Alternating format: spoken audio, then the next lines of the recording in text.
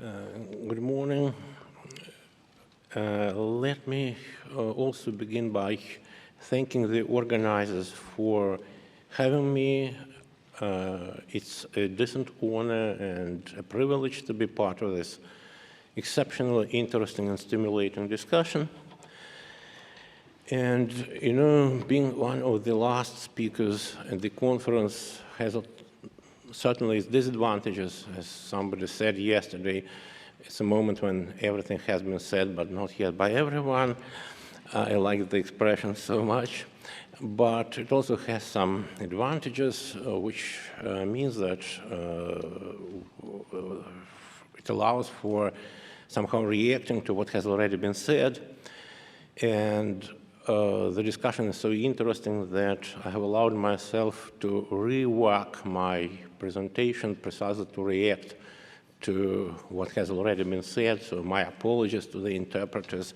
What I'm going to say is not exactly what I sent to you. Now, first of all, a couple of comments of a large general kind. When I say fascist Russia with regard to Putin's Russia, I do not necessarily take a part in this debate whether Putinism is really a form of fascism.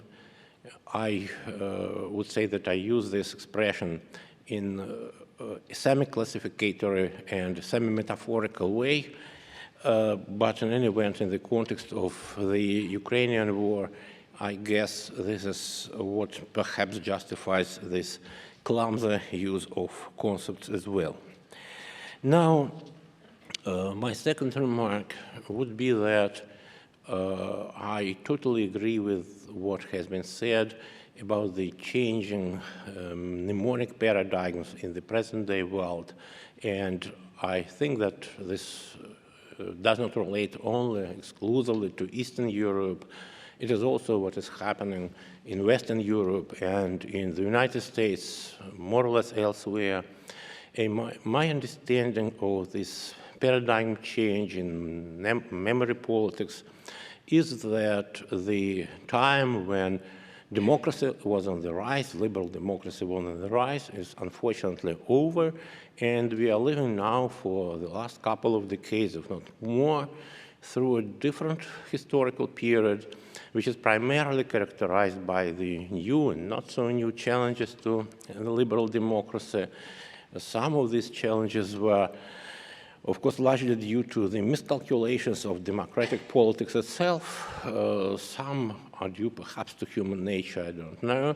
But in any event, the two prevailing forces of the present-day world, the two prevailing challenges to liberal democracy are, in my view, neoliberalism and populism. And by populism here, I mean both left-wing populism and right-wing populism.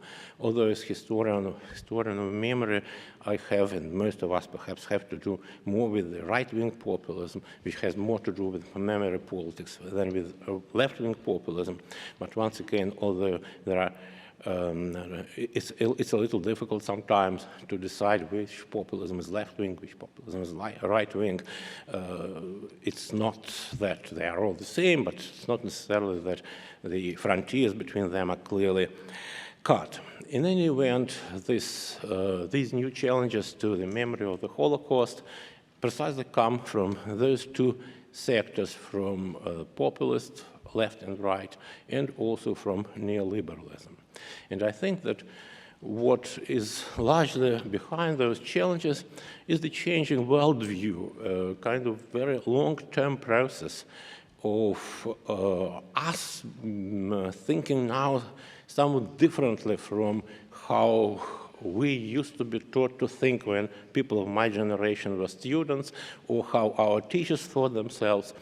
And this long-term process, of which neoliberal and populist challenges to democracy are parts, I would describe this long-term process as the historicization, continuing historicization of our consciousness. It's a kind of historic turn in memory politics and also in logic, in precisely the way, technical way of thinking, of what we take for a good argument or what we take for a bad argument. And this historicization of our thought, to my mind, is the changing balance, consists essentially in the changing balance between universalism and particularism. And this is one of the things on which I would like to comment, because yesterday especially we heard a lot of very, very interesting and really path-breaking thoughts about precisely the relationships between universalism and particularism with regard to the memory of the Holocaust. I'll say some words about that right in a few minutes, but before doing that, let me say that, of course, we all know that democracy is the worst political system with the exception of all others.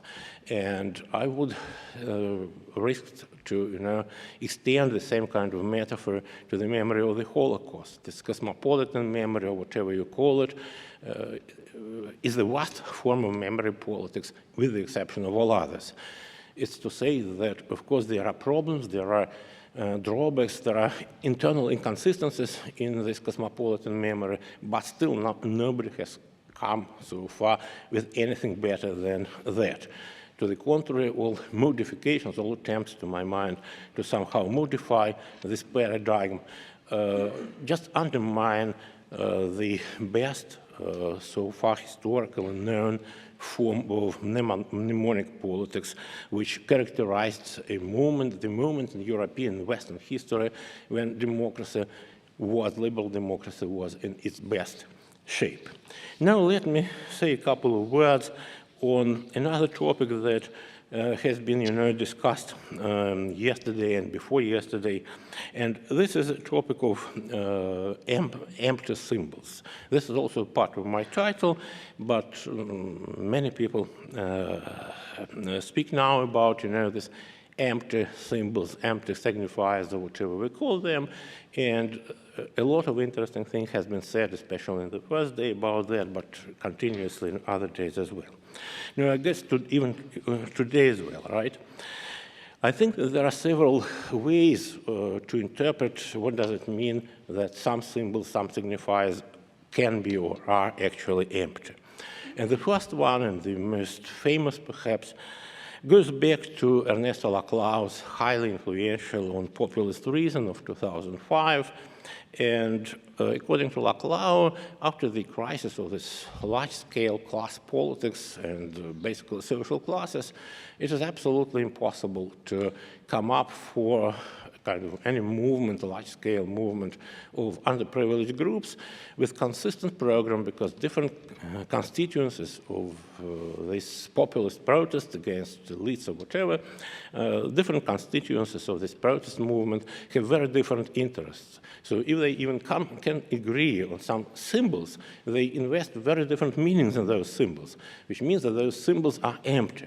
And this is how Laclau basically defines populism.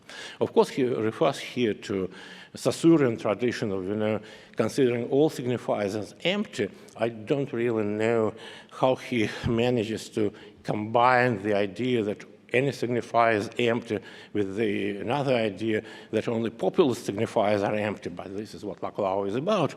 But in any event, this is one interpretation of what does it mean to have empty symbols. The second interpretation was one about which we spoke quite a lot today, or yesterday, the first day, especially Valentina Pisanti said a lot of interesting things about that. And here the idea is that there are so many different interpretations of different concepts that basically these interpretations, the variety, the plurality of these interpretations explain why actually it's unclear what any kind of concept means. And of course, this reminds us of the old Kozelekian interpretation of historical concepts. According to Reinhard Kozelek, as we all remember, I'm sure, historical concepts are characterized by the internally contradictory, conflicting meaning, because different political forces using one and the same term can never agree on what this term actually means. So to what extent the way in which we now understand, often understand at least, why some signifiers are empty is similar to this Kozelekian interpretation. I think that the similarity is basically rather superficial, because in fact, let me give you an example. A typical case, for this Kozelekian interpretation would be how the Nazi or the communists rejected liberal democracy. For them, liberal democracy was a very, very, very bad thing. Of course, both movements, both ideologies had alternative concepts to propose. Nazi, of course, had the concept of folk, and the communists had the concept of socialist democracy, but neither Nazi Germany nor Stalin's Soviet Union claimed they were democracies, they were liberal democracies. But now, read this infamous joint statement, Russian-Chinese, Russo-Chinese statement, which preceded shortly the invasion of Ukraine by the Russian army. Both countries claim they are democracies. And in this, they are very much different from the Nazi Germany and the Soviet Union, because they put forward absolutely unrealistic, meaningless claims. And those claims are typical of what some people call post-truth age, or what Peter Pomerantsev very aptly called postmodernist dictatorship. He spoke, of course, about Putin's Russia, and indeed postmodernism has played an important role in creating kind of intellectual climate in which this kind of empty symbols which are empty because you can put there, doesn't matter what kind of content have come to be widely used. And of course, alongside postmodernism, there were other roots for this kind of thinking, including the Nazi and the Soviet propaganda, but in any event, we have this kind of understanding of what empty concepts means. And I understand that Andrea Peto's interpretation of, this content doesn't matter, what matters are frameworks, also joins a little bit this kind of understanding of what empty concepts mean.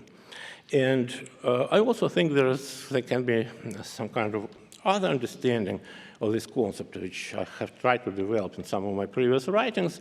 And this is basically a kind of understanding that most social concepts, most social terms that we use have a problematic logical status. As great French sociologist Jean-Claude Passeron once formulated that concepts that we use in social sciences are semi-proper names. They are to some extent general names, concepts like those of natural sciences, but to some extent they're also proper names. They to some extent refer to special, concrete historical experiences in which they are very much different from the concepts in natural sciences. Water is H2O and nothing else. It's not the water in this concrete river, right? But absolutism, for example, is not just only a general kind of and limited monarchy defined in some kind of theoretical terms, but it's Louis XIV's France. And let me also say that, returning back to the present-day politics of memory, this is to some extent also a problem with the concept of genocide. When we define the concept of genocide as it has been done in this famous United Nations Convention of 1948, well, this is a typical way of how we define common or general names. But we can't help thinking about the Holocaust as a prototype of all genocides. So to an extent, the concept of genocide is also a proper name because precisely it refers far more immediately to the Holocaust than to most other, to some extent similar, to considerable extent, different events, tragic events in human history. And I think that this kind of, mixture of universal and particular status of what concepts in social sciences refer to is largely at the background of those, things that we have been discussing during these days, and which somehow underlie the problematic status, challenged the status which is being challenged widely now of Holocaust remembrance and commemoration. Now, it seems to me that the general evolution of European Western thinking, starting from the 19th century on, is characterized by a gradual, shift of emphasis from general universal values to concrete experiences and concrete historical experiences. Now, yesterday it has been said, and this is very often said in academic literature and political discourse, that democracy is basically largely a universalist project, which it is. I think, however, this is a little bit too philosophical, too logical interpretation of the relationships between universalism embodied in democracy and particularism embodied in challenges to democracy. It's absolutely valid logically, but the problem is that in intellectual history, most, if not all, actually existing systems of thought are characterized by some kind of different combinations of universalism and particularism. I think that it is absolutely possible to rewrite intellectual history of the world from the point of view precisely of the changing relationships between universalism and particularism. And what I sometimes call the logic of democracy, or a kind of logical intellectual foundations of democracy as a worldview,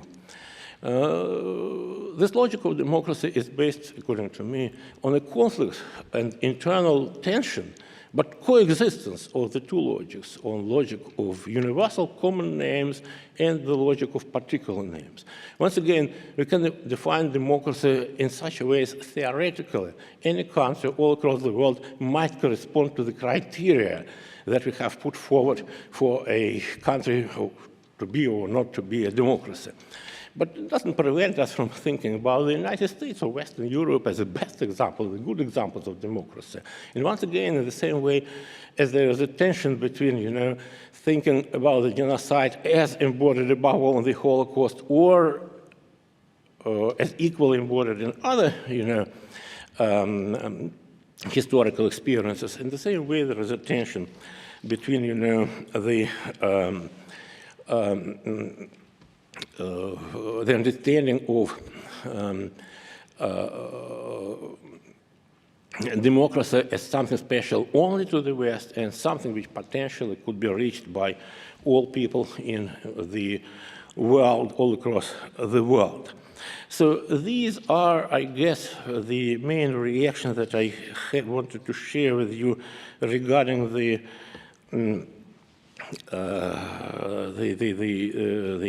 once again, theoretical, or more or less theoretical problems that have been discussed at this conference so far. And now, in a few minutes that I still have, actually I planned for half an hour. I learned that I have 20 minutes only just before the beginning, of this panel. Let me say a couple of words about the Russian experience.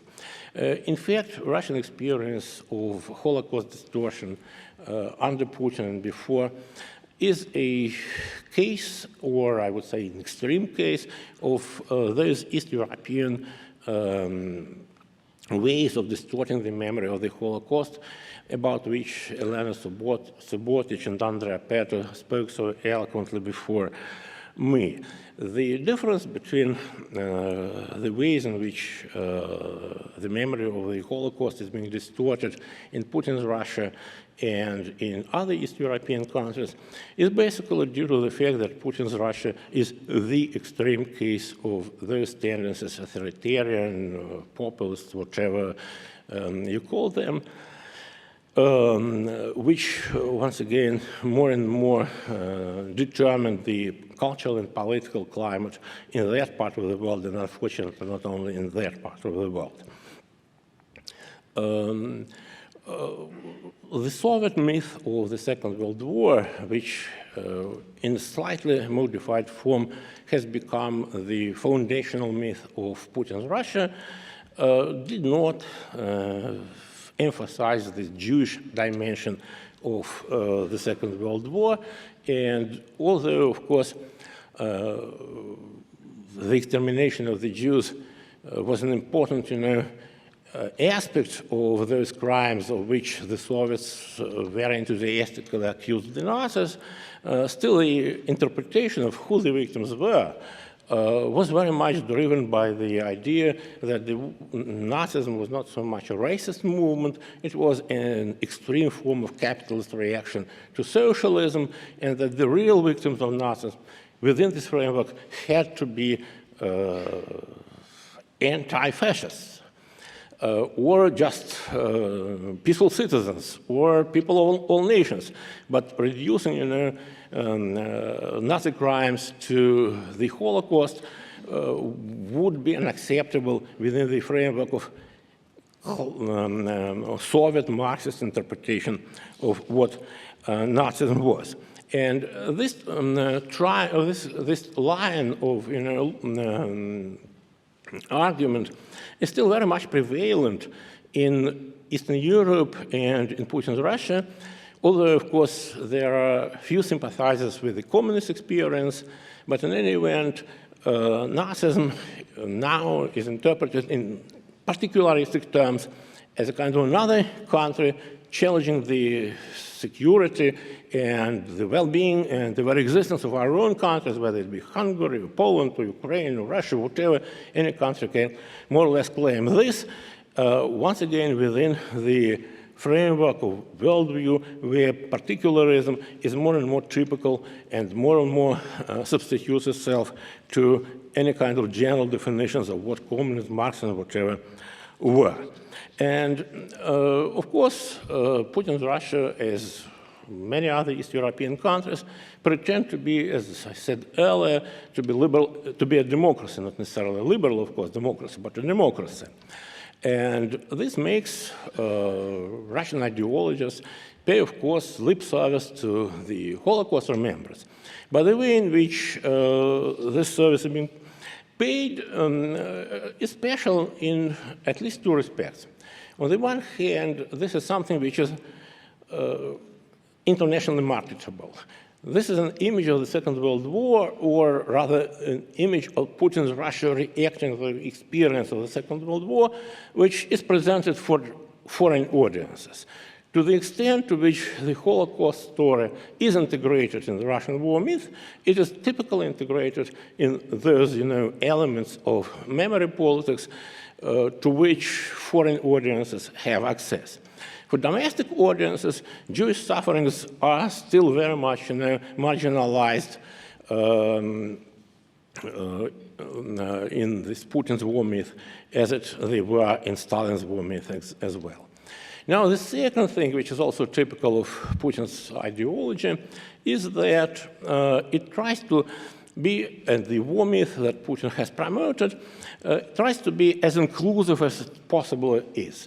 It tries not to leave any important aspect of its war experiences unattended. It tries to address its politics to as many constituencies as possible, without caring about coherence, about any kind of similar things. And from this point of view, it also can include some elements of the Holocaust remembrance, but once again, all the time emphasizing that this Holocaust remembrance, after all, is a means of glorifying the Soviet army, which has liberated Auschwitz, which has liberated the world from the fascism, and which actually put an end to the Holocaust.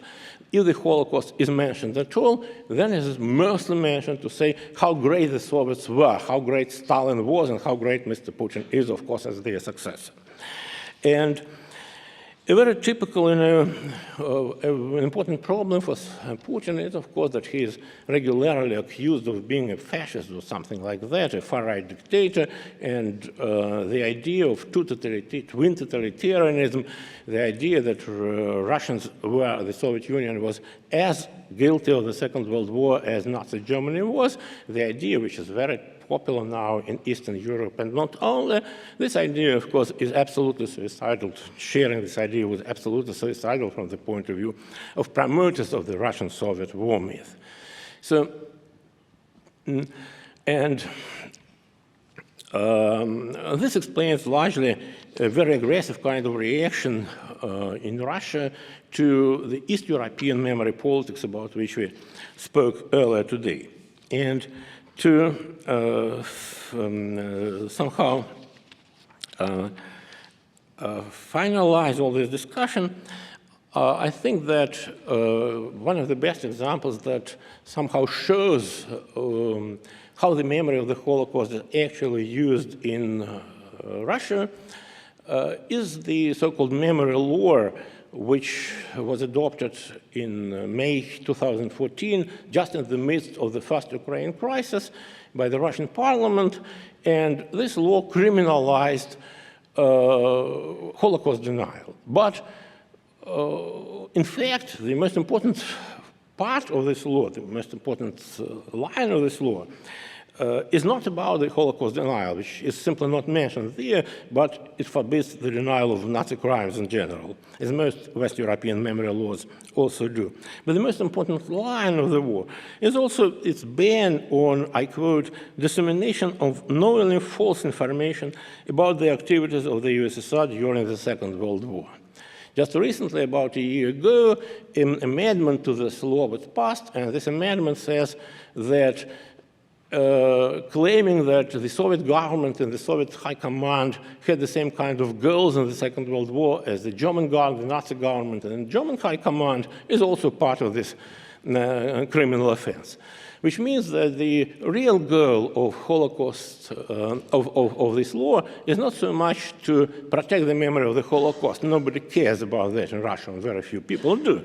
But the real goal is to protect the memory of the Russian state as incarnated in the great Stalin state and in the great Putin regime. This is, of course, a very extreme case of memory of the distortion of the Holocaust memory, even more extreme than the Polish and the Hungarian cases, which are deplorable as well. But in any event, let me finish on that. Thank you very much.